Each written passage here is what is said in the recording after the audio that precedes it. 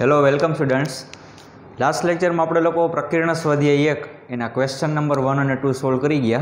પણ question number 2માં total 6 question હતા. એમાં પાંચમો અને છઠ્ઠો ક્વેશ્ચન જે તમને હોમવર્કમાં આપેલો હતો. તો ચાલો એનું સોલ્યુશન જોઈએ આપણે. મેઇન ક્વેશ્ચન એવો હતો કે નીચે આપેલા વિધાનો સત્ય છે કે અસત્ય તે જણાવો કારણ સહિત. કારણ તમારે કહેવાનું હતું એમાં. રેડી? તો જો પાંચમો ક્વેશ્ચન કે જો x બિલોંગ્સ ટુ a અને a is not a subset of b તો x બિલોંગ્સ ટુ b. વિચારો, ઘણા બધા સ્ટુડન્ટ્સના આન્સર આવી ગયા છે, સાચા છે, પણ ઉદાહરણ આપવામાં જે થોડી ઘણી મિસ્ટેક રહી જાય છે. તો મેં તમને કીધું એમ કે એક્ઝામ્પલ જે તમે કોઈ પણ આપી શકો છો, પણ એવી રીતના એક્ઝામ્પલ આપવાનું કે તો પેલા જે વિધાન હોય ને તોની પેલા લખેલું એને તમારે એક્સેપ્ટ કરવાનું છે, એનું સમાધાન થવું જોઈએ એવું તમારે ઉદાહરણ લેવાનું. પછી આને તમારે ખોટું પાડવાનું છે, તો પછી જે લખેલું હોય એ. જો તમને એવું લાગતું હોય કે આપેલ વિધાન અસત્ય છે તો પહેલા તો મને એ કહ્યું કે આપેલા વિધાન છે એ અસત્ય છે કે સત્ય. વિચારો, ચાલો થોડુંક વિચારો, મજા આવશે. અને આ ટાઈપના તમે થોડા ઘણા ક્વેશ્ચન સોલ્વ કરી જશો પછી તમને ઓટોમેટિક આઈડિયા આવી જશે કે યસ આ સત્ય થાય છે કે અસત્ય. જો અસત્ય થતું હોય વિધાન તો તમારે કોઈ એક એક્ઝામ્પલ આપી દેવાનું કે આના માટે ખોટું પડે છે, અને જો સત્ય હોય તો જનરલ પ્રૂફ તમારે આપવી પડે વ્યાપક રીતે. તો આ પાંચમા નંબરનું જે વિધાન લખેલું છે એ અસત્ય થશે. જોવો હમણાં એનું એક્ઝામ્પલ આપણે આપી દઈ કે આપેલ વિધાન અસત્ય છે.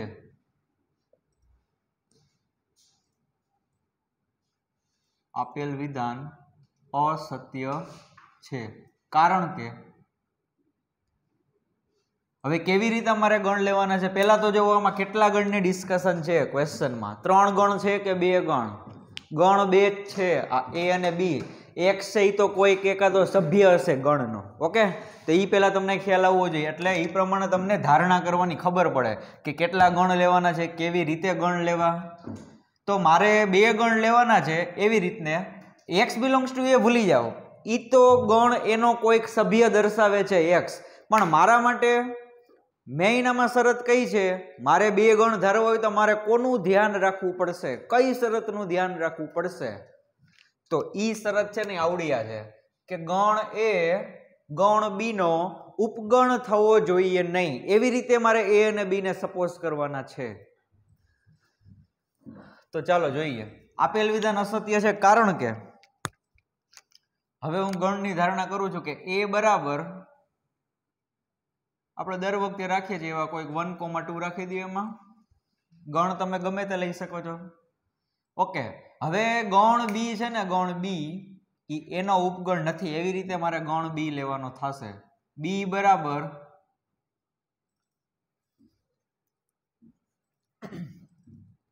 1,3,4. તો ચેક કરી લો ચાલો ફટાફટ કે a છે એ b નો ઉપગણ નથી. એટલે આનું સમાધાન થાય ને, આ 2 શરતનું સમાધાન થાય એવા મેં 2 ગણ લીધેલા છે. અહીંયા ચેક કરી લો ચાલો. a બરાબર 1,2, b બરાબર 1,3,4. તો અહીંયા ગણ a ગણ b નો ઉપગણ નથી. શા માટે? તો કે એના બંને ઘટક છે 1 અને 2, એ બંને ઘટક છે એ b ની અંદર નથી. તમે નિરાતે જોઈ શકો છો અહીંયા આ 1 અને 2 એ બંને ઘટક આમાં નથી. ચેક કરી લ્યો. તો હવે ટેક્સ્ટબુકના ક્વેશ્ચનમાં એમ કીધેલું છે કે એની અંદર કોઈ એક સભ્ય x છે તો ઈ જ x એટલે કે ઈ જ સભ્ય ગણ b માં પણ હશે. પણ એવું જરાય જરૂરી નથી. ચેક કરી લ્યો અહીંયા 2 છે એ માં છે પણ 2 છે એ b માં નથી. That's why the given statement is wrong. બસ આ જ સાબિત થઈ જાય. આ મેં એક સિમ્પલ બહુ મસ્ત મજાનું ઉદાહરણ લઈ લીધું. આવું તમે પણ ઉદાહરણ બનાવી શકો ને. શરત શું જોવાની હતી કે a b નો ઉપગણ થવો જોઈએ નહીં. અને પછી કોઈક આમાં એકાદો એવો ઘટક રાખવાનો. હવે આ 2 છે એને તમે આમાં પાછા ન રાખતા. જો આમાં 2 રાખશો તો a છે એ b નો ઉપગણ થઈ જાય. જો આમાં તમારે 2 ને રાખવા હોય તો પછી 1 ને નહીં રાખવાના. એનો મતલબ કે એનો એકાદો ઘટક છે ને b માં હોવો જોઈએ નહીં. ક્લિયર? તો લખી નાખીએ કે આ આપેલ વિધાન અસત્ય છે કારણ કે આ જે 2 ગણ મેં ધાર્યા છે એના માટે શું થાય છે કે a is not a subset of b તથા 2 belongs to a, 2 belongs to a પરંતુ 2 does not belongs to b. કે 2 છે એનો સભ્ય છે પણ 2 છે એ બી નો સભ્ય નથી, પણ ટેક્સ્ટબુકમાં ક્વેશ્ચનમાં એવું આપેલું છે કે x બિલોંગ્સ ટુ બી. ક્વેશ્ચનમાં એમ આપેલું હતું કે જો x છે એનો સભ્ય હોય તો એ જ x છે બી નો સભ્ય થાય, પણ એ જરૂરી નથી. જો તમે અહીંયા 2 ગણ એવા ધારતા હોય તો બની શકે, પણ મેં અહીંયા એવા 2 ગણ લઈ લીધા કે આપેલ શરતનું સમાધાન થઈ છે, એટલે પછી મેં એવું ખોટું સાબિત કરી દીધું કે 2 છે એ બી નો સભ્ય નથી. રેડી? ચાલો લાસ્ટ ક્વેશ્ચન, બીજા નંબરનો જે મેઇન ક્વેશ્ચન છે એની અંદર છઠ્ઠું વિધાન કે એ બી નો ઉપગણ છે. હવે જો કોઈ ઘટક x છે બી માં ન હોય તો એમાં ન હોય એવું કહેવા માંગે છે ક્વેશ્ચનમાં. ફરી પાછું, ગણ એ ગણ બી નો ઉપગણ છે. હવે કોઈ એકાદો ઘટક x એ બી નો સભ્ય ન હોય તો એનો સભ્ય પણ ન હોય એવું કહે છે ક્વેશ્ચનમાં. તો શું આપેલ વિધાન સત્ય છે કે અસત્ય? નિરાતે વિચારો. 5 ક્વેશ્ચન સોલ્વ કરી ગયા ટોટલ, એમાં ખાલી એક ક્વેશ્ચન છે સત્ય એવું, બાકી બધામાં અસત્ય હતું. અને અસત્ય થાય ને તો વધારે સારું, વધારે તમને મજા આવે. શું કામે? કારણ કે આવીને એક ઉદાહરણ આપી દેવાનું થાય. જો સત્ય આવે તો પછી વ્યાપક રીતે સાબિતી આપવી પડે. રેડી? તો આપેલ વિધાન જે સત્ય છે, ઉપગણનો કોન્સેપ્ટ જો ક્લિયર હોય ને તો આવડવા જે સ્ટેટમેન્ટ છે એ તમને ખબર પડી જાય સત્ય છે કે અસત્ય. ઉપગણ શું કહે છે કે એના બધાય સભ્ય જે બી માં હોય તો એને બી નો ઉપગણ કહેવાય. તો ચાલો એ વાત સાચી, પણ હવે અહીંયા ક્વેશ્ચનમાં શું કહે છે કે કોઈ એકાદો ઘટક x છે ને બી માં નથી. હવે બી માં ન હોય તો એમાં ન જ હોય, કારણ કે એ બી નો ઉપગણ છે. એના જેટલા ઘટકથી બી માં હોય જ, એના બધાય ઘટકથી બી માં હોય જ. તો હવે કોઈ ઘટક તમે એવો લીધો કે બી માં નથી, બી માં ન હોય તો એમાં ન જ હોય. વાત સમજાઈ જાવ, કોમન સેન્સ ની વાત છે કે કોઈ ઘટક x છે બી માં ન હોય તો એમાં પણ હોય જ નહીં. પણ એને સાબિત કઈ રીતના કરવું? તો ચાલો જોઈએ સાબિતી. પહેલા લખી નાખીએ કે આપેલ વિધાન સત્ય છે. આપેલ વિધાન સત્ય છે કારણ કે શું થશે?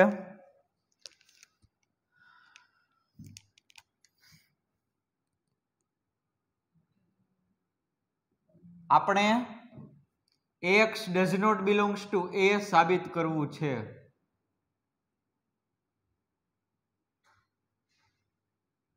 મારે શું સાબિત કરવાનું છે? તો પછી જે લખેલું હોય ને તો પછી ઈ મારે સાબિત કરવાનું હોય કે જો આવડું આ તો આવડું આ. તો મારે એવું સાબિત કરવું છે કે x છે એનો સભ્ય નથી. તો હું થોડીક વાર માટે અહીંયા અનિષ્ટાપતિની રીત યુઝ કરું છું, અનિષ્ટાપતિ મેથડ. ઈ મેથડ શું છે કે તમારે જે સાબિત કરવું હોય ને એનાથી ઊંધું પરિણામ તમારે ધારી લેવાનું. તો મારે અહીંયા એવું સાબિત કરવું છે કે x does not belongs to a. તો આનું ઊંધું પરિણામ, આનું વિરોધી પરિણામ શું થાય કે x belongs to a. તો હું અહીંયા એવી ધારણા કરું છું કે ધારો કે x છે એનો સભ્ય છે. ચાલો, બહુ મજા આવશે, નિરાતે ધ્યાન આપજો. ધારો કે x belongs to a. હવે જો x belongs to a હોય ને તો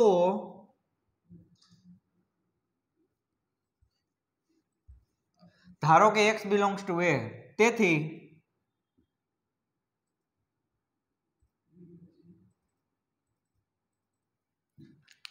જો x belongs to a હોય તો એટલે કે તેથી x belongs to b થાય. શું કામે? why? મારો ક્વેશ્ચન એ છે કે જો x છે એનો સભ્ય હોય તો x છે b નો સભ્ય પણ હોય. આવું શું કામે થાય? કારણ કે તમને આપેલું છે કે a ઉપગણ b, કે એના જેટલા સભ્ય જે બી માં હોય જ, તો x છે એનો સભ્ય હોય તો x છે b નો સભ્ય થાય જ. તેથી x belongs to b થાય કારણ કે a ઉપગણ b. વાત સમજાણી કે x છે b નો સભ્ય હોય. પણ આ બધું શું ચાલી રહ્યું છે? ક્વેશ્ચનમાં તમને એમ કીધેલું છે કે x does not belongs to b, પણ તમે અહીંયા એવું સાબિત કર્યું કે x belongs to b. એનો મતલબ કે આવડું આ જે રિઝલ્ટ છે એ ખોટું છે. ઈ જો ખોટું હોય તો વિચારો જોઈએ કે આવડું રિઝલ્ટ મને ક્યારે મળ્યું? તો કે તમે એવું ધાર્યું કે x belongs to a ત્યારે તમને આવડું મળ્યું ને x belongs to b. પણ હું એમ કહું છું કે આ રિઝલ્ટ ખોટું છે. શું કામે? કારણ કે તમને અહીંયા કહી જ દીધેલું છે કે x છે b નો સભ્ય નથી. આ જો પછીનું જે લખેલું હોય ને જો અને તોની વચ્ચે, એને તમારે એક્સેપ્ટ કરવાનું, એ તમારો પક્ષ છે. અને તો પછી જે લખેલું હોય ને છેલ્લે લાસ્ટમાં એને તમારે સાબિત કરવાનું હોય. તો એનો મતલબ કે આ તમારો પક્ષ હતો કે એ છે એ બીનો ઉપગણ છે અને એક્સ એ બીનો સભ્ય નથી, પણ તમે અહીંયા એવું સાબિત કર્યું કે એક્સ એ બીનો સભ્ય છે. એનો મતલબ કે તમારી આ સાબિતી ખોટી છે, આ રિઝલ્ટ ખોટું છે. અને આવું બધું આવ્યું ક્યારે? તો કે સર આપણે એવી ધારણા કહી દીધી ને કે ધારો કે એક્સ બિલોંગ્સ ટુ એ, એટલા માટે તમને આવડું આ સ્ટેપ મળ્યું. તો એનો મતલબ કે આપણી ધારણા ખોટી છે, આપણા બધાની ધારણાઓ. રેડી? વાત સમજાણી? મેં શું ધાર્યું હતું કે એક્સ એનો સભ્ય છે, તો ઈ જે મારી ધારણા છે એના ઉપરથી મને એવું મળ્યું સ્ટેપ કે એક્સ એ બીનો સભ્ય છે, પણ હકીકતમાં એક્સ એ બીનો સભ્ય છે જ નહીં. એનો મતલબ આવડું ખોટું છે. આ ખોટું હોય તો સાચું શું હોય? સાચું શું હોય તમે બોલો? X does not belongs to A. તો થઈ ગયું સાબિત. તમારે રીત સાબિત કરવાનું છે. આને કહેવાય અનિષ્ટાપતિની રીત. તમારે જે સાબિત કરવું એનાથી ઊંધું, એટલે કે એનું વિરોધી હોય ને તમારે ધારી લેવાનું અને પછી આગળ જતા પ્રૂવ કરવાનું કે આપણે ખોટા છીએ. એમ આપણે ખોટા છીએ એટલો મતલબ કે લખવાનું કે આપણી ધારણા ખોટી છે. ક્લિયર? તેથી એક્સ બિલોંગ્સ ટુ બી થાય, પરંતુ તે શક્ય નથી. પરંતુ તે શક્ય નથી કારણ કે x does not belongs to B આપેલ છે.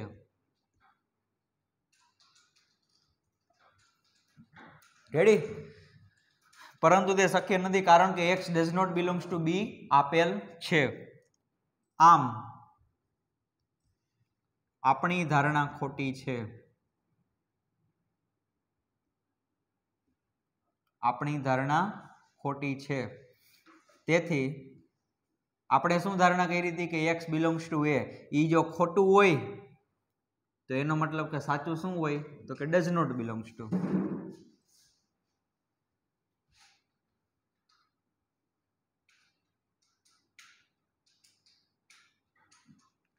રેડી? બધાને સમજાઈ ગયું? એટલે ક્યારેક છે આ તમારે આવી રીતના કરવું પડશે, અનિષ્ટાપતિની રીત, અને તમને આઈડિયા આવી જશે.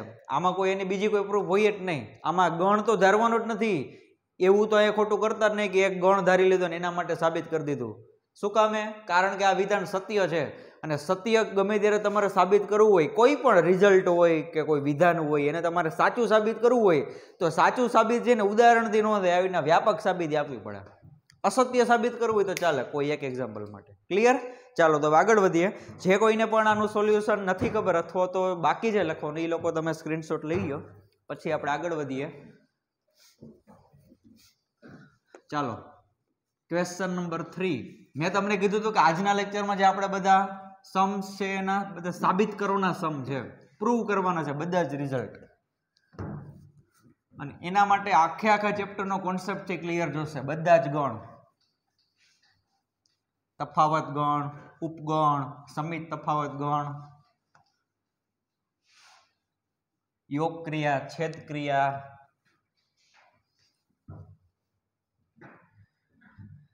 ચાલો તો હવે ક્વેશ્ચન નંબર 3.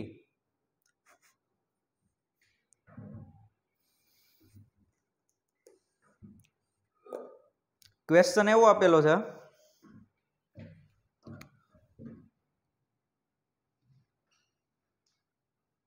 કે ગણ એ, બી અને સી માટે, ગણ એ, બી અને સી માટે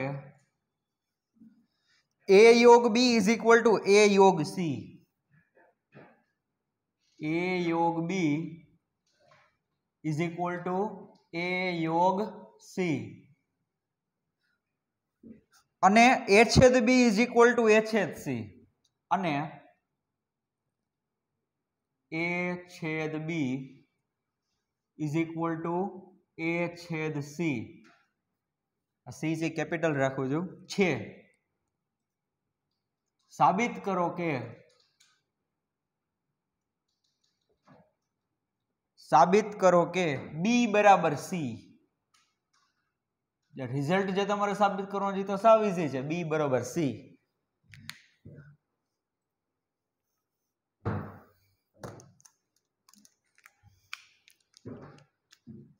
રેડી? તૈયાર બધા? ચાલો તો અહીંયા તમને બે પક્ષ આપેલા છે, બે રિઝલ્ટ આપેલા છે. એક રિઝલ્ટ છે આવડું આ કે એ અને બી નો યોગ ગણ અને એ અને સી નો યોગગણ બે કેવા છે? સરખા.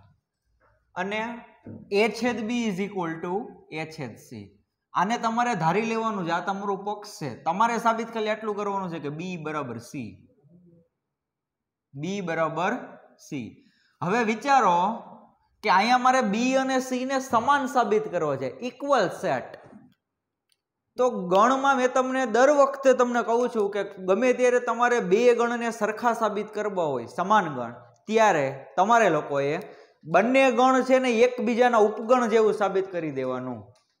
તો અહીંયા મારે એવું સાબિત કરવું પડે કે બી ઉપગણ સી અને સી ઉપગણ બી બે ગણ છે એ એકબીજાના ઉપગણ હોય તો તમે કહી શકો કે આપેલ બંને ગણ છે સમાન ગણ છે. તો પેલા હું છે ને બી ઉપગણ સી સાબિત કરીશ. રેડી? ચાલો.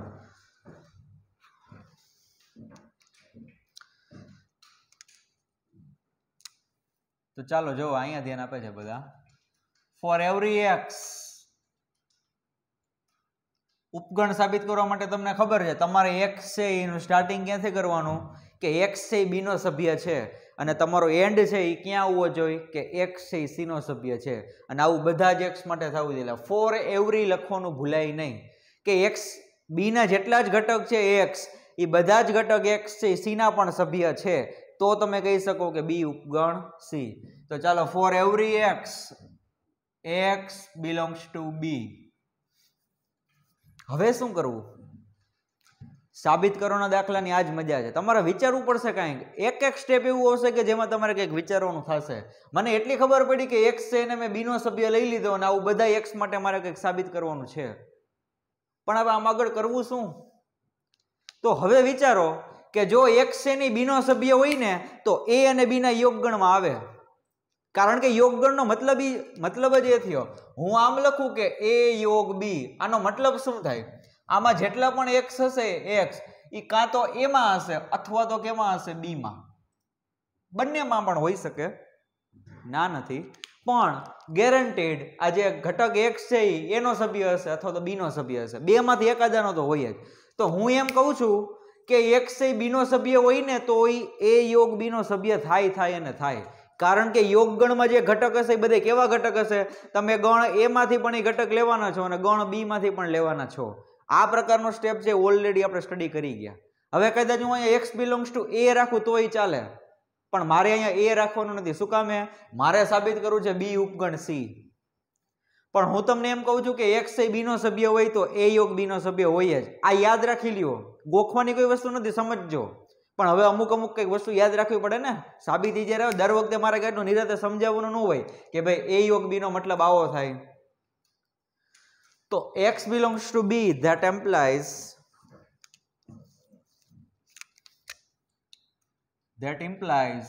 x belongs to a યોગ b. ચાલો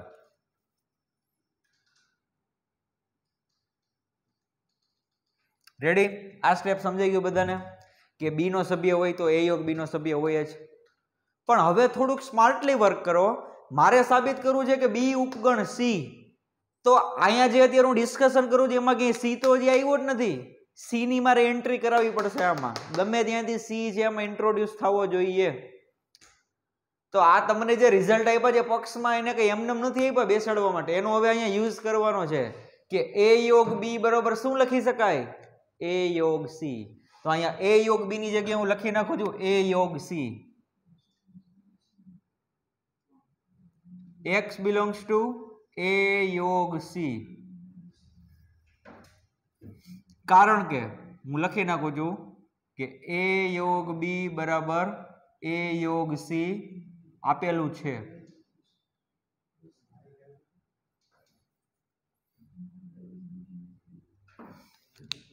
ચાલો જુઓ, હવે ઉતાવળમાં એમ ન કહી દેતા સાહેબ કે x belongs to c. ઘણા લોકોને શું ઉતાવળ હોય કે મારે સાબિત એવું કરવું, તો સરે કીધું હતું કે બી ઉપગણ સી સાબિત કરો. અને બી ઉપગણ સી કઈ રીતના સાબિત થાય? તો કે એક્સ એ બી નો સભ્ય હોય તો છેલ્લે સાબિત કરી દેવાનું કે એક્સ એ સી નો સભ્ય છે. એનો મતલબ કે એક્સ બિલોંગ્સ ટુ સી. તો ઘણા લોકો અહીંયા ચેક જ નથી કરતા, ડાયરેક્ટ કહી દે કે એક્સ બિલોંગ્સ ટુ સી. પણ એમ નથી, આ x એ c નો સભ્ય નથી. ડાયરેક્ટ અત્યારે તમે આ સ્ટેપમાં ના કહી શકો કે x બિલોંગ્સ ટુ c. અત્યારે આ જે x એ કોનો સભ્ય છે? a અને c ના યોગગણનો. a અને c ના યોગગણનો. તો તમે ડાયરેક્ટ ફાઇનલ તમે એમ ના કહી શકો કે x છે ઈ c નો જ સભ્ય છે. x છે ઈ c નો જ સભ્ય છે. કારણ કે યોગગણમાં હોવું એનો મતલબ કે બે માંથી ગમે એમાં હોઈ શકે છે. આ રહ્યું, આ a યોગ b હોય તો હું કઈ ગેરંટીથી એમ ન કહી શકું કે x એનો જ સભ્ય હોય. કારણ કે યોગગણમાં આવે એનો મતલબ a માં પણ હોઈ શકે અથવા તો b માં પણ હોઈ શકે. તો અહીંયા અત્યારે આ જે x છે a યોગ c નો સભ્ય છે તેવું જરાય જરૂરી નથી કે x c નો જ સભ્ય હોય. એનો સભ્ય પણ હોઈ શકે છે. તો હવે હું તમને એમ કહું છું કે અહીંથી તમારા માટે બે ઓપ્શન છે. બે ઓપ્શન. કારણ કે ગમે ત્યારે યોગગણ આવે ત્યારે બે ઓપ્શન થાય જ. વચ્ચે અથું આવે છે. અથું આવે એટલે બે કેસ પડે જ. x બિલોંગ્સ ટુ a અથવા તો x બિલોંગ્સ ટુ b. અહીંયા શું થશે? x બિલોંગ્સ ટુ a અથવા x belongs two c. Ready? આ ઝીણી ઝીણી વસ્તુ જે ધ્યાન રાખવા જેવી છે. તો ડાયરેક્ટ તમે લખી નાખો કે x બિલોંગ્સ ટુ c પૂરું, તો માર્ક કપાઈ જાય. કારણ કે એનો મતલબ એવો થયો કે તમે યોગ ક્રિયાને પૂરેપૂરી સમજ્યા જ નથી.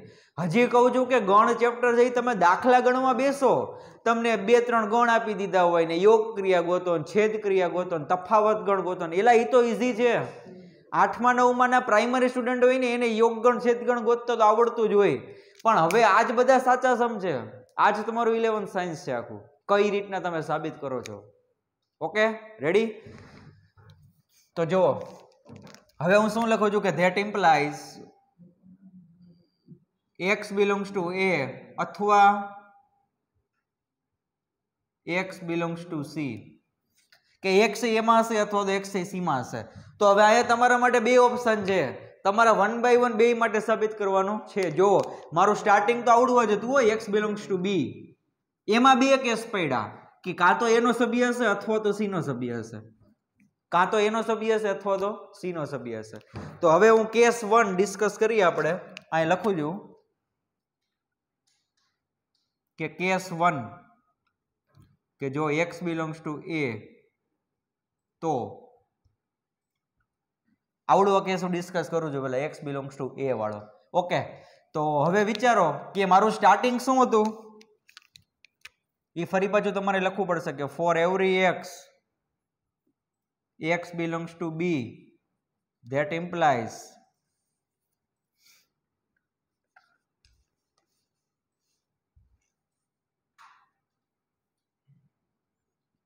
x belongs to a. જોજો આ મેં મારું સ્ટાર્ટિંગ હતું ને અહીંયા લખ્યું છે. હવે જે હું કેસ ડિસ્કસ કરું છું ને કે x બિલોંગ્સ ટુ a આવડો આ કેસ ઈ મેં અહીંયા લખ્યો. અહીંયા c વાળું લખવાનું નથી, એ બીજા કેસમાં આવશે. વાત સમજાય છે તમને? મારું સ્ટાર્ટિંગ આવડું હતું કે x એ b નો સભ્ય છે આર્યુ. એમાં બે કેસ પડ્યા. હવે એમાં હું પેલો કેસ ડિસ્કસ કરું છું x બિલોંગ્સ ટુ a વાળો. એટલે મારું જે સ્ટાર્ટિંગ હતું એ મેં લખી નાખ્યું અને હવે જે મારે કેસ ડિસ્કસ કરવાનું છે એ લખી નાખ્યું. તો હવે સમજજો, ટાર્ગેટ તો ભૂલી નથી ગયા ને? શું સાબિત કરવું છે? b ઉપગણ c. એ ભૂલી જતા નહીં, વરી પાછા લોચે ચડશો. હવે શું કરવું? એમ b ઉપગણ c સાબિત કરવાનું છે. તો હવે સમજજો કે x એ b નો સભ્ય છે અને x એ a નો સભ્ય છે. શું મતલબ થયો એનો? a અને b બંનેનો સભ્ય છે. બંનેનો સભ્ય હોય તો છેદગણમાં આવે, કારણ કે કોમન છે. વાત સમજાય છે? x એ એમાં હોય, x એ b માં હોય, કોઈ પણ ઘટક. એમ x એ કોઈ પણ કિંમત હોઈ શકે છે. અહીંયા સભ્ય છે એક, કે એનો પણ સભ્ય હોય અને b નો પણ સભ્ય હોય તો છેદગણનો સભ્ય થાય અને થાય. રેડી? ચાલો. That implies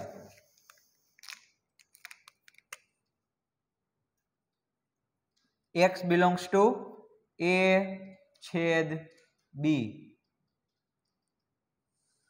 હવે વિચારો જોઈ, મારે સાબિત કરવાનું છે કે x belongs to c, કે b ના જેટલા સભ્ય છે બધા જ c ના સભ્ય છે. તો આમાં હજી કઈ c તો આવ્યો જ નથી.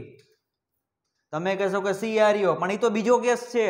પેલા કેસમાં પણ મારે સાબિત તો કરવું પડશે ને કે b ઉપગણ c. અહીંયા બે કેસ પડ્યા એટલે એવું ન હોય કે ખાલી આના માટે સાબિત થઈ ગયું એટલે ચાલે. નહીં, એ વાત સાવ ખોટી છે. બે કેસ પડ્યા એટલે બંનેમાં તમારે સાબિત કરવું પડે કે b ઉપગણ c. તો વિચારો કે a છેદ b આવ્યું, તો a છેદ b બરોબર શું લખી શકાય? a છેદ c. ચાલો લખીએ તો કે that implies x belongs to a છેદ c. કારણ કે a છેદ b is equal two a છેદ c એ આપેલ છે હો, અહીં લખેલું જ છે. ચાલો જુઓ. તો હવે વિચારો કે છેદનો મતલબ શું થયો? છેદનો મતલબ શું થયો? કે એમાં પણ છે અને સી માં પણ છે, તો જ છેદગણમાં આવે ને. તો હવે એ લખીએ આપણે કે that implies x belongs to a અને x belongs to c. તો હવે વિચારો, હવે આવડવા કેસ પાછો ન લેતા કે સાહેબ અહીંયા બે કેસ પડ્યા ને. કેસ ક્યારે પડે? વચ્ચે અથવા આવે તો, કે આ અથવા તો આ. અથવાનો મતલબ તમારા માટે બે ચોઈસ છે. અહીંયા અને લખેલું છે, અને હોય એટલે ચોઈસ ન હોય, એમાં છે અને સી માં પણ છે. તો મારે આ એનું કામ જ નથી, કારણ કે એ તો મેં કેસ લીધો જ. તો મારો કેસ જ એવો હતો કે x belongs to a. તો x belongs to a હોય તો x belongs to a તો હોવાનું જ છે, પણ મારા માટે કામનું રિઝલ્ટ આવડું આવ્યું સાહેબ, x belongs to c. હવે અહીંયા આપણે લખી નાખીએ કે that implies x belongs to c. તો શું સાબિત થયું? કે બધા જ ઘટક માટે જો એ ઘટક x છે b નો સભ્ય હોય તો x છે c નો સભ્ય છે. તો આમ b ઉપગણ c, આને કહી દો પરિણામ નંબર 1. હજી વિચારો, મારું સ્ટાર્ટિંગ આવડું હતું, એમાં બે કેસ પડ્યા હતા, એમાં મેં પેલા કેસ માટે સાબિત કરી દીધું b ઉપગણ c. હજી આ બીજો કેસ બાકી છે, પણ હું એમ કહું છું કે બીજો કેસ છે સાબિત કરવાનો જ નથી, કારણ કે તમારું સ્ટાર્ટિંગ છે x belongs to b, તમારો એન્ડ અહીંયા આવ્યો x belongs to c. વાત થઈ ગઈ પૂરી. એ વ્યાખ્યા જ છે b ઉપગણ c ની. તો તેમ છતાં પણ આપણે લખવું પડશે કે કેસ 2.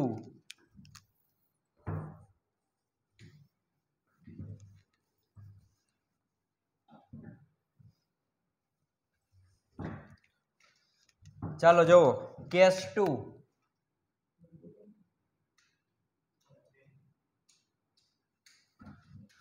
કે જો x belongs to c તો, એટલે હવે તમે આવડો કેસ ડિસ્કશન કરો છો તો તમારું સ્ટાર્ટિંગ આવડું હતું એ પહેલા લખવું પડશે. For every x belongs to b, તમારો એન્ડ અહીંયા આવ્યો આવડવા x belongs to c, that implies x belongs to c. બસ, તો આ વ્યાખ્યા થઈ જ ગઈ, સાબિત જ થઈ ગયું b ઉપગણ c. રેડી? આમ b ઉપગણ c, આને કહી દો પરિણામ નંબર 2. રેડી? તો હવે આ 1 અને 2 ઉપરથી તમે શું કહી શકો? તેથી 1 અને 2 પરથી કહી શકાય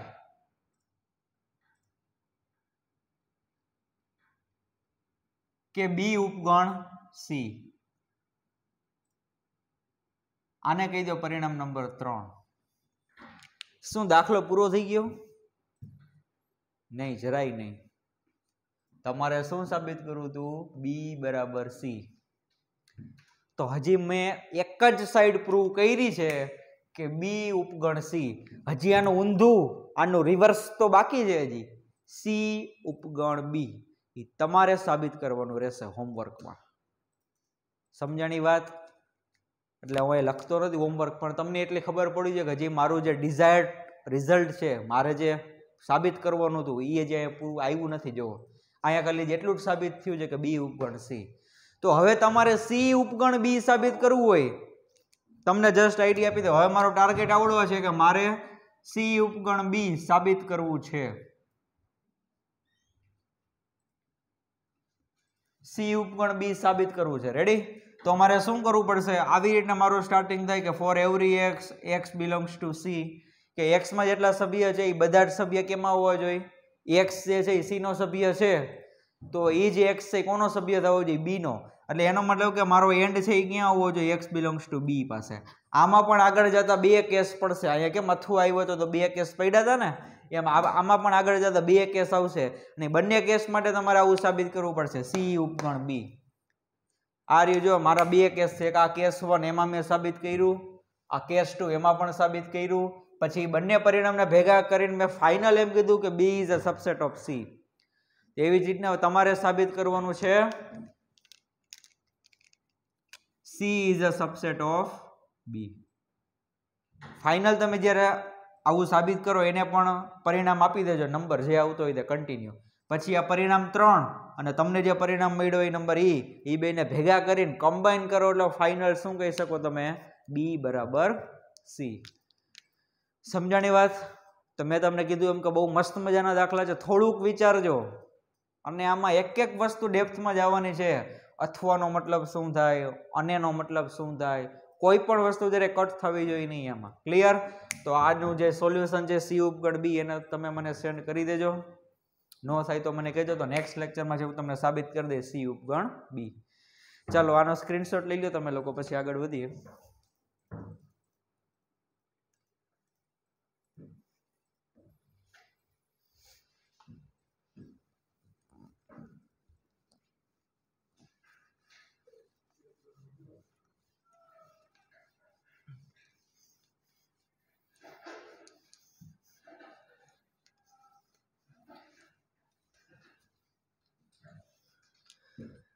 Question number 4. Question number 4.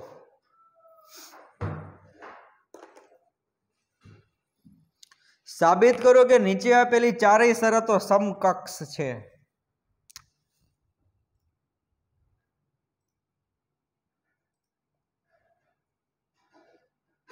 સાબિત કરો કે નીચે આપેલી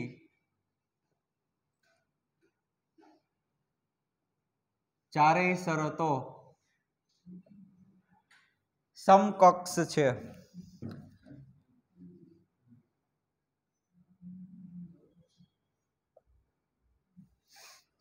એમાં પેલું A ઉપગણ B, બીજું છે A minus B is equal to 5, ત્રીજું A ઉપગણ B બરાબર B, અને ચોથું A છેદ B બરાબર A. A છેદ B બરાબર A. ચાલો જો હવે આ જે ક્વેશ્ચન છે ને એની નીચે તમને કીધેલું છે કે હકીકતમાં તમારે કરવાનું છે શું? વર્ક. કારણ કે તમને એમ કીધું છે કે ચારેય શરતો સમકક્ષ છે. તો સમકક્ષનો મતલબ શું? કે 1 માંથી 2 સાબિત કરવાનું, 2 માંથી 3, 3 માંથી 4 અને 4 માંથી A. પણ યાદ કરો તમે લોકો મારા પ્રીવિયસ લેક્ચર જ્યારે ઉપગણ નામનો કોન્સેપ્ટ આવ્યો હતો, યોગક્રિયા અને છેદક્રિયા પૂરું થઈ ગયું હતું, ત્યારે મેં એક એવું રિઝલ્ટ સાબિત કરેલું હતું અગત્યના પરિણામો. એમાં આપણું પહેલું આવડું હતું કે A ઉપગણ B, પછી બીજું આપણે આવું સાબિત કર્યું હતું કે A યોગ B બરોબર B, અને લાસ્ટમાં આપણે એવું પ્રૂવ કરી ગયા હતા કે A છેદ B બરોબર A. અને મેં તમને આમાં નાના અને મોટા ગણ એવી રીતના યાદ રખાયું હતું કે જો કોઈ ગણ જે બીજા ગણનો ઉપગણ હોય તો એ બેયના યોગ ગણનો આન્સર આવે મોટો ગણ, છેદ ગણનો આન્સર આવે નાનો ગણ. કારણ કે A છે એ B નો ઉપગણ છે, તો એનો મતલબ કે કયો ગણ મોટો હશે? B નામનો ગણ છે એ થોડોક મોટો હશે A કરતા. મોટો એટલે કે એમાં ઘટકોની સંખ્યા વધારે હશે, એટલા માટે મોટો કહું છું. બાકી આમાં કઈ આકાર ન ગોતવાનો હોય કે આ છે આટલી ત્રિજ્યાનો છે ને પેલો છે આટલી ત્રિજ્યાનો. દેખાવમાં કઈ ગણ નાના મોટા લાગે નહીં, પણ આ તો સમજવા માટેની વાત છે. રાઈટ? તો આ ત્રણેય રિઝલ્ટ છે તો સમકક્ષ છે જ, આપણે સાબિત કરી ગયા હતા અગાઉના લેક્ચરમાં. તેમ છતાં પણ થોડીક તમને હિન્ટ આપી દઈશ. પણ હવે આજના લેક્ચરમાં જે હું તમને આટલું સાબિત કરી દઈશ કે A ઉપગણ B, તો આવડું આ સાચું છે. પણ હું એવું નથી કહેતો કે ખાલી આના ઉપરથી હું બે બાજુ સાબિત કરીશ. 1 implies 2 અને 2 implies A, કે જો એક સાચું હોય તો બીજું સાચું પડે અને બીજું સાચું હોય તો પેલું સાચું પડે. 1 ડબલ implies 2. આ ડબલ implies ને ખાલી implies જે છે એ તમારે ગાણિતિક તર્કમાં આવશે. ખાલી સિંગલ implies હોય તો એને કહેવાય પ્રેરણ. બંને બાજુ એરા હોય ડબલ implies, એનો મતલબ થાય દ્વિપ્રેરણ. રાઈટ? ચાલો તો હું આવું લખું છું કે 1 implies 2 સાબિત કરવાનું છે. આપણે પેલા ઉપર લખી દો તમને ખ્યાલ આવે ને કે આપણે પ્રોસિજર શું કરવી છે એમ.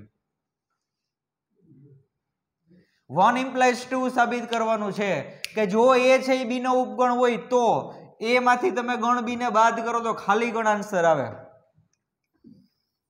તો એના માટે થોડુંક આપણે અહીંયા પ્રી પ્લાનિંગ કરી લઈએ, કારણ કે આમાં પણ અનિષ્ટાપતિની રીત છે યુઝ કરવી પડશે. જો અહીંયા બે એક્ઝામ્પલ લઉં છું. પેલું a બરાબર 1,2 અને b બરાબર 1 2 3. આમાં a છે એ b નો ઉપગણ છે, ચેક કરી લ્યો. તો હવે તમે a માઇનસ b કરો. a માઇનસ b નો મતલબ શું થાય? કઈ રીતે a માઇનસ b મળે? તો કે એવા ઘટક રાખવાના કે જે a માં હોય પણ b માં ન હોય. અને જ્યારે સમ અને જે તમે જ્યારે સોલ્વ કરવાનો થાય, તમારે જ્યારે a માઇનસ b ગોતવું હોય ત્યારે તમે શું કરતા હતા? તો કે ગણ a માંથી તમે છેદગણના જે ઘટક હોય ને એને બાદ કરી નાખતા હતા. છેદગણના ઘટકો એમ ખબર ન પડે તો અહીંયા એની અંદર બે ઘટક છે 1 અને 2. તો a માઇનસ b નો આન્સર 1 અને 2 નો આવે. શું કામે? કારણ કે આ બંને ઘટક છે પાછા b માં પણ છે. જુઓ, ચેક કરી લ્યો. મારે અહીંયા એવા ઘટક લખવાના થાય કે જે b ના સભ્ય હોવા જોઈએ નહીં, પણ અહીંયા તો એના બંને સભ્ય જે b ના સભ્ય છે જ. એનો મતલબ કે આના a માઇનસ b નો આન્સર 5 આવશે, ખાલી ગણ. વાત સમજાય છે? હવે બીજું એક એક્ઝામ્પલ એવું લઉં કે એમાં જે a છે એ b નો ઉપગણ નહીં હોય. a બરાબર 1,2 અને b બરાબર 1 3 4. તો અહીંયા a છે એ b નો ઉપગણ નથી, ચેક કરી લ્યો. શું કામે? કારણ કે 2 છે આમાં નથી, ચેક કરી લ્યો. ચાલો, તો હવે આમાં તમે a માઇનસ b ગોતવા જાઓ. a માઇનસ b, તો a માંથી કયા ઘટક બાદ કરવાના? બેયના છેદગણમાં હોય તે. બેયના છેદગણમાં કયો ઘટક આવશે? તો કે 1. તો 1 ને કાઢી નાખો એટલે આમાં આન્સર આવશે ખાલી 2. ચેક કરી લ્યો. આ જે ઘટક 2 છે એનો સભ્ય હશે પણ b નો નહીં હોય. જો આ બધું એટલા માટે કરું છું, હમણાં મારે આમાં સાબિતી આપવાની થશે. અહીંયા બધું વ્યાપકમાં ચાલતું હશે, અહીંયા કોઈ ઉદાહરણ લખેલા નહીં હોય. ઓકે, ચાલો.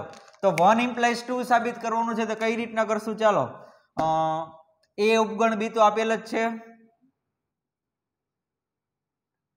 a ઉપગણ b આપેલ છે. મારે એવું સાબિત કરવું છે કે a માઇનસ b બરોબર 5. a માઇનસ b બરોબર 5 સાબિત કરવું છે. સાબિત કરવું છે. રેડી? તો હવે અહીંયા છે ને હું અનિષ્ટાપતિની મેથડ યુઝ કરું છું. મારે સાબિત આવું કરવું છે ઇક્વલ ટુ 5, પણ હું ધારણા કરીશ કે does not equal to 5. Clear? ધારો કે a minus b does not equal to 5. તો જો a માઇનસ b નો આન્સર ખાલી ગણ ન આવતો હોય, અહીંયા જો a માઇનસ b નો આન્સર ખાલી ગણ નહોતો આવતો, તો હવે મારી વાત નિરાતે સાંભળજો કે if a minus b is not equal to 5, તો તમને કોઈ ઘટક એવો મળશે કે જે a માં હશે પણ b માં નહીં હોય. જો અહીંયા મને એક ઘટક 2 એવો મળ્યો કે જે a માં છે પણ b માં નથી. વાત સમજાણી? કે જો a માઇનસ b નો આન્સર ખાલી ગણ ન આવતો હોય તો તમને એકાદો ઘટક એવો મળશે કે જે a માં હશે પણ b માં નહીં હોય. તો અહીંયા મેં એ જ લખ્યું છે કે a minus b is not equal to 5. તો તેથી કોઈક x એવો મળે કે જેથી શું થાય કે x છે એમાં હશે પરંતુ x does not belongs to b, b માં નહીં હોય. x એનો સભ્ય હશે પણ x એ b નો સભ્ય નહીં હોય. પણ હું એમ કહું છું કે આ રિઝલ્ટ સાવ ખોટું છે.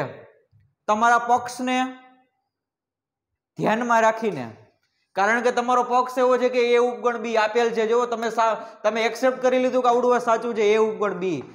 a ઉપગણ b નો મતલબ શું થાય કે એમાં જેટલા સભ્ય હશે બધા જ સભ્ય b માં હશે. એટલે કે જો x એનો સભ્ય હોય તો x b નો સભ્ય હોય અને હોય. પણ અહીંયા તમે એવું લખ્યું છે કે x એમાં છે પણ x b માં નથી. રેડી? એનો મતલબ કે આ ખોટું છે. પરંતુ x does not belongs to b, જે શક્ય નથી. જે શક્ય નથી, કારણ કે a ઉપગણ b આપેલ છે આર્યુ. તેથી આપણી ધારણા ખોટી છે. આપણી ધારણા ખોટી છે ખોટી હોય તો સાચું શું હોય કે તેથી a માઇનસ બી આપણે આવું ધાર્યું હતું ને નોટ ઇક્વલ ટુ 5 તો a minus B equal to 5 થશે. તો જો મેં સ્ટાર્ટિંગ અહીંથી કર્યું તો a ઉપગણ b થી એટલે આમ ફાઇનલ લખી નાખું કે a ઉપગણ b that implies a minus b is equal to 5. a ઉપગણ b that implies a minus b is equal to 5. Okay તો આ મેં પહેલામાંથી બીજું સાચું કરી દીધું કે જો આવડું આ હોય તો આ સાચું છે આ રહ્યું આમાંથી આ. હવે મારે ઊંધું સાબિત કરવું છે 2 implies 1 તો ફટાફટ છે એ આપણે સાબિત કરી દઈએ.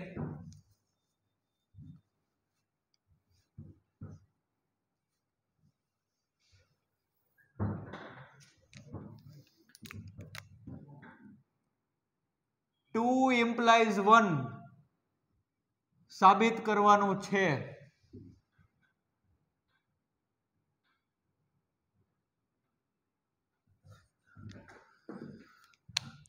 એટલે આવડું હવે તમારે એક્સેપ્ટ કરવાનું છે a minus B is equal to 5 આપેલ છે.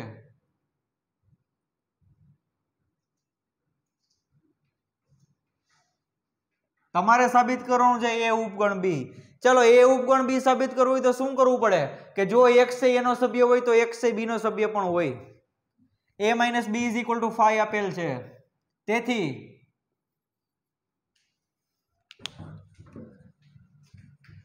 નહીં પણ હવે આપણે સાબિત શું કરવું છે a ઉપગણ b સાબિત કરવાનું છે. a ઉપગણ b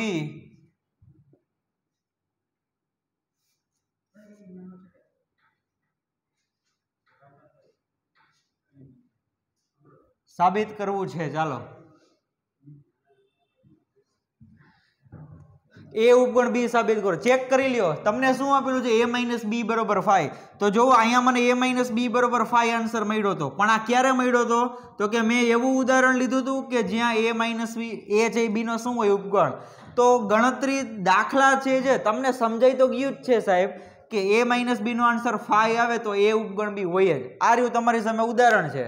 મેં એવું એક ઉદાહરણ લીધું હતું કે જેમાં a ઉપગણ b હોય અને એનો મેં તફાવત ગણ લીધો તો મને આન્સર શું મળ્યો 5. પણ એને સાબિત કઈ રીતના કરશું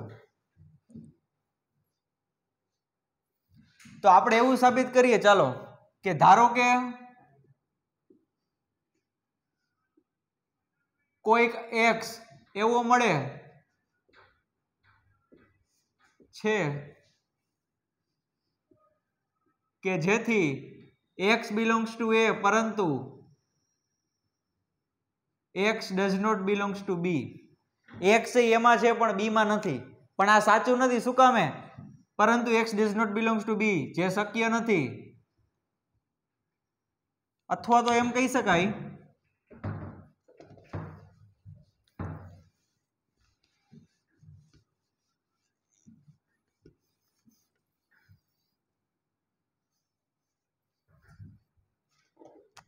ફરી પાછું મારે સાબિત શું કરવું છે a ઉપગણ b. મેં એવી ધારણા કરી કે x એમાં છે પણ b માં નથી. જો આવું હોય ને તો તેથી આવું થાય કે a minus B is not equal to 5. તમે નીચેનું ઉદાહરણ જોયું હતું ને એમાં a છે b નો ઉપગણ નહોતો તો એમાં a માઇનસ બી નો આન્સર 5 નો આવે પરંતુ અથવા તો તેથી a minus B is not equal to 5 જે શક્ય નથી કારણ કે આપેલું શું હતું તમને તમે શું અઝ્યુમ તમે શું કર્યું હતું કે a માઇનસ બી બરોબર 5 છે કારણ કે a માઇનસ બી બરોબર 5 આપેલ છે. તેથી આપણી ધારણા ખોટી છે.